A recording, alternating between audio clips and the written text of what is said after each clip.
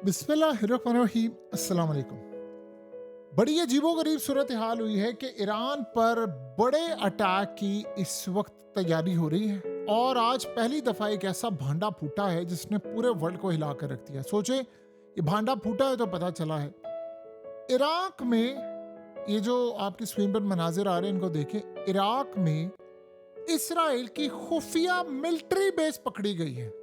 यानी आप अंदाजा करें कि इराक का बॉर्डर लगता है ईरान के साथ, वहां से खुफिया इजराइल का फौजी अड्डा पकड़ा गया है। और जो इंकशाफात हुए वो हैरान कर देने वाले हैं कि इसराइल के तैयारे दीगर या उधर उधर से उड़ने की बजाय डायरेक्ट इराक से उड़ते हैं और ईरान पर अटैक के लिए शामिल हुए।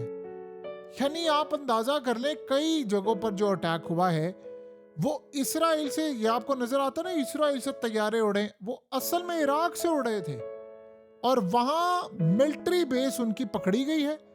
और आप अंदाजा करें कि पूरी दुनिया में खलबली मच गई है। अच्छी बात तो यह है कि ईरान को पता चल गई है और वहां पर अटैक होगा।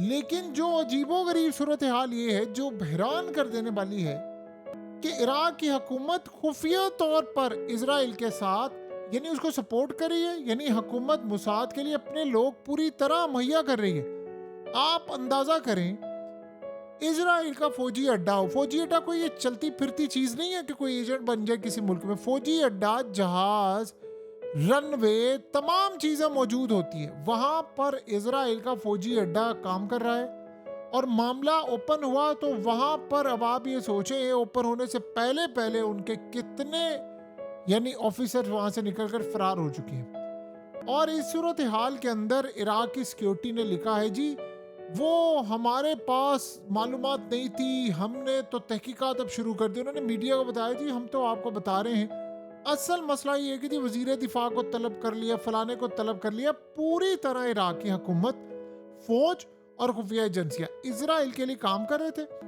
और ईरान के ऑपरेशंस के लिए। देखिए सबसे बड़ा मसला यहाँ पर यह पैदा हुआ है कि अब इस सूरत हाल में अब आने वाले वक्त में सबसे बड़ा, अब ये चूंकि भांडा फूट गया है अब तो चीजें खुलकर सामने आ गई हैं। और इसमें एक बात ज़हन में रहे जो सबसे ज्यादा हैरान कर देने वाली है।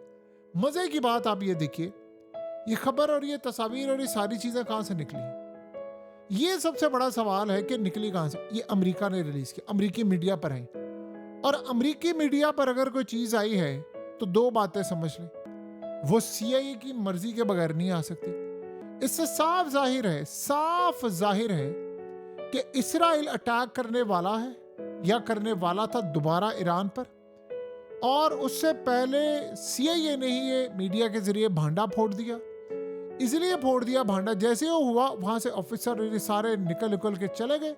वो इसलिए उन्होंने भांडा फोड़ दिया क्योंकि अब इसराइल की इस जंग में अमेरिका की फौज, एजेंसियां और उनकी एयरफोर्स और नेवी वो पार्टिसिपेट नहीं करना चाहते। तो ये इकदाम अब सामने आया है। लेकिन चाहे आप 1000 दफा इस तरह का काम कर ले, जंग में तो आपको पार्टिसिपेट करना ही पड़ेगा क्योंकि आपका लीडर ट्रम्प कंप्रोमाइज कर चुका है ऑलरेडी, वो कंप्रोमाइज सिचुएशन में है, तो आपको करना ही पड़ेगा। असल में जितनी ठुकाई हुई है अमेरिका की, अब वो लड़ाई करना नहीं चाहते। आपको पता है कि आज पाकिस्तान ने प्रपोजल रिसीव किया है ईरान से, अभी अमेरिका की टेबल पर है और ये सारी चीज़ें हैं। तो इस सूरत हाल में साथ ही मुश्तबा खामनाई ने कह दिया कि अटैक की तैयारी करें।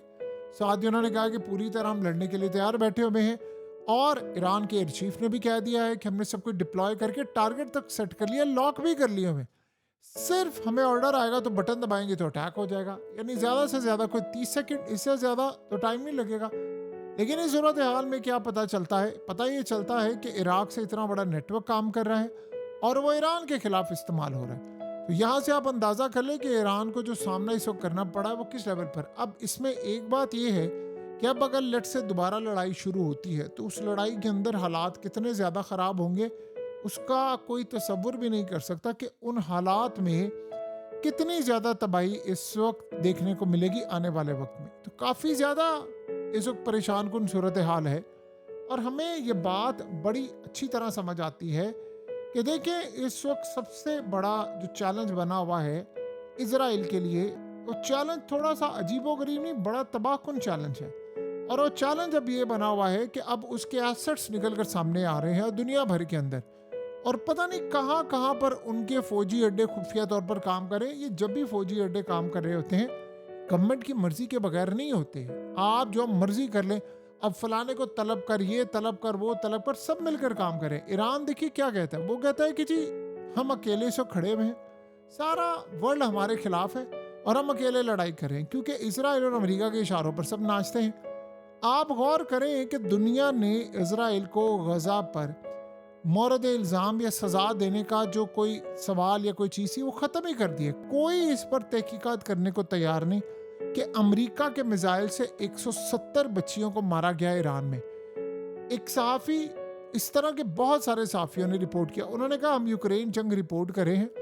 जब रूस की जानिब से कोई अटैक होता है किसी हस्पताल में, सिविलियन जगह पर, कोई स्कूल पर, कोई किसी जगह पर, कोई डेब्रीज गिरती हैं, कोई मिसाइल लग जाता है, कुछ होता है, तो कोलैटरल डैमेज होता है या जो भी होता है, उसमें ये पूरे का पूरा वर्ल्ड एक हो जाता है। लेकिन जब यही काम इसराइल करता है गजा में, तो वो कहते थे इसराइल ने अपने दिफा में किया है। अब यही मासूम बच्चियों को अगर ईरान के अंदर स्कूल में मारा जाता है, तो वहां पर भी अमेरिका के खिलाफ कोई मीडिया बात नहीं करता, कोई जाने को तैयार नहीं है। कि उन्होंने कहा यही काम अगर लंदन में, पेरिस में, अमेरिका में या इसराइल में या कनाडा में होता कि वहां पर बच्चियों को मारा जाता, तो आप सोच सकते हैं कि पूरे वर्ल्ड के अंदर क्या तूफान आता। यही अफगानिस्तान में हो, मासूमों को मारा जाए, बच्चों को मारा जाए, तो कोई कुछ नहीं कहता। लेकिन यही सब कुछ अगर यहाँ पर हो तो फिर उसकी सूरत हाल क्या होती है, ये बात आप अच्छी तरह समझते हैं। तो इस वक्त पूरे वर्ल्ड के अंदर जो हालात उस वक्त पैदा हो रहे हैं, उसमें आप अंदाज़ा कर लें कि इसराइल की जड़ें कहाँ तक हैं। देखिए अभी हालात ये हुए हैं कि इसराइल ने यहाँ तक कहा है ट्रंप को कि आप एक और कोशिश करें असला पहुँचाने के लिए, और ट्रंप ने ऐलान किया है कि हम ईरान के अंदर असला पहुँचाएंगे और स्टिल पहुँचा भी रहे हैं, ताकि अंदर से लोग सड़कों से निकले और निकल कर ये मामला करें। यानी वो अभी भी इंतज़ार में बैठे हुए हैं कि कोई रिजीम चेंज हो या फलाना हो। अगरचे उनको ये पता चल चुका है कि रिजीम चेंज मुकम्मल तौर पर तबाह हो गया, लेकिन उसके बावजूद वो रिजीम चेंज करने के लिए तैयार बैठे हुए हैं और हो नहीं पा रहा। आप सिर्फ एक चीज़ देखें जो सबसे अहम पॉइंट है कि इस लड़ाई के अंदर अब हो क्या रहा है। इस लड़ाई में पता ये चल रहा है कि इसराइल को मदद कहाँ कहाँ से आ रही है। अब सोचो अगर इराक में ये हाल है तो शाम में क्या कुछ किया होगा। शाम में बशार अल असद की जो हुकूमत है वो इसराइल ने उल्टाई, तुर्की भी उसमें शामिल था और रूस के खिलाफ था। आप अंदाज़ा करें इस वक्त शाम में जुलानी की हुकूमत है, गोलान की पहाड़ियों समेत कितना इलाका है वो ऑलरेडी इसराइल कैप्चर कर चुका है। और जुलानी ने किया क्या है कि उसने जो इसराइल से उसने तो यानी दावा ही किया था ना हम गजा में जाएंगे, गजा तो छोड़िए, उसने अपने इलाके जो शाम के थे वो भी वापस लेने से अब इनकार कर दिया। तो यहाँ से आप अंदाज़ा कर सकते हैं कि दुनिया के हालात इस वक्त क्या हो रहे हैं, डे बाय डे कितने ज़्यादा ख़राब होते जा रहे हैं, ख़राब से ख़राब तर होते जा रहे हैं। और ये वो मामलात हैं कि आने वाले वक्त में सिचुएशन और ज़्यादा ख़राब होगी।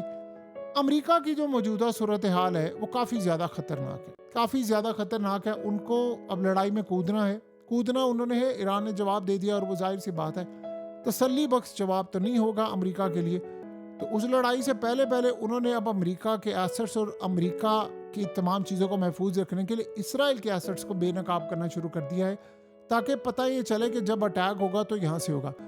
असल में अब इसके बाद जो भांडा फूटा है, पता ये चला है दुनिया के अंदर कि अब जो अटैक बहुत सारा होता था अमेरिका पर, इसराइल पर, जो ईरान की जानिब से, वो अब डबल होगा।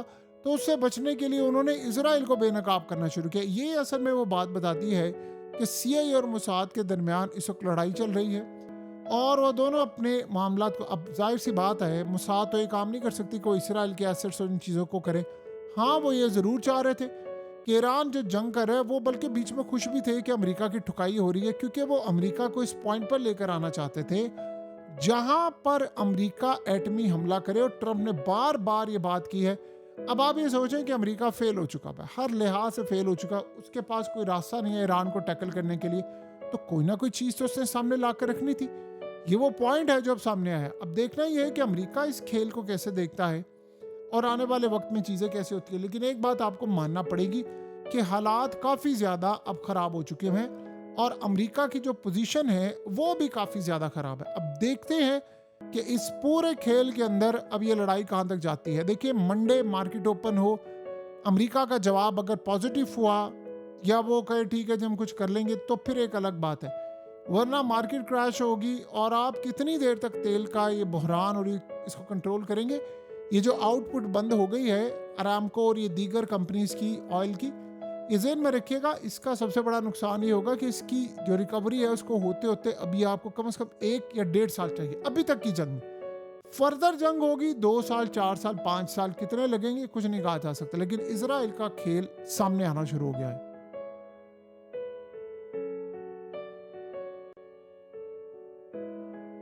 हकीकत टीवी को सब्सक्राइब करना मत भूलें, वीडियो को लाइक करें, शेयर करें और कमेंट सेक्शन में अपनी राय का इजहार जरूर करें।